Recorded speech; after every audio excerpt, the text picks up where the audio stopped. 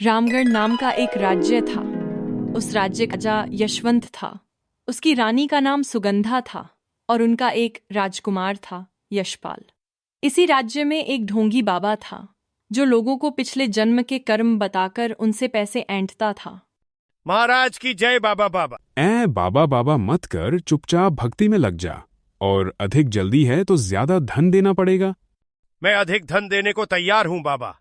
अब बस मुझे मेरे पिछले कर्मों के बारे में बता दीजिए ताकि मैं समझ सकूं कि मुझे इस जन्म में क्या करना है, क्योंकि मेरा जीवन बिल्कुल भी सही नहीं चल रहा है।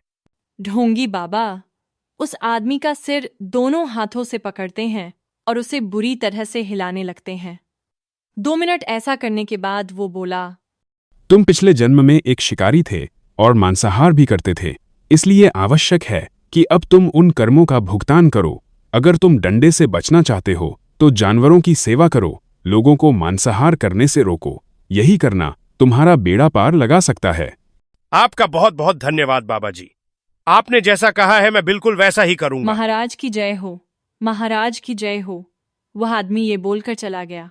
वो ढोंगी बाबा इसी तरह से लोगों को ठगा करता था। लेकिन एक दिन ऐसा आया जब उसके साथ वह हुआ जिसकी उसे उम्मीद नहीं थी। ढोंगी बाबा अपनी चौकी पर बैठा था।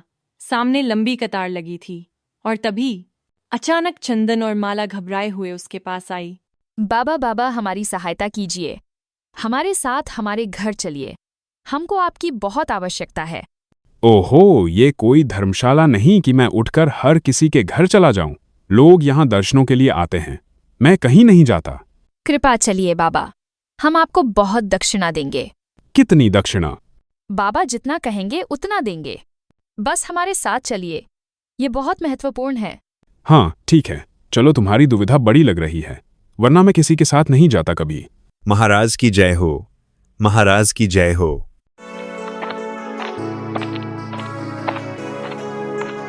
ढोंगी बाबा पैसे के लालच में उनके घर पहुंचता है। वहां चंदन और माला का बेटा गौरव खड़ा था। वो एक साधारण सा 20 वर्षीय नौजवान था। यही है वो जिसके लिए तुम मुझे यहाँ लाए हो। अरे यह तो बिल्कुल सामान्य युवक लग रहा है। लग रहा है पर है नहीं। अच्छा बेटा, लेट जा, मैं देखता हूं तेरे पिछले जन्म का रहस्य।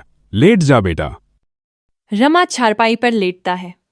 ढोंगी बाबा उसका सिर पकड़कर जोर जोर से हिलाने लगते हैं।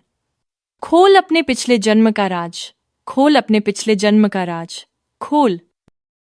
बस करो ढोंगी, मेरे साथ ये नाटक मत खेलो। अरे ये क्या बकवास कर रहा है तू?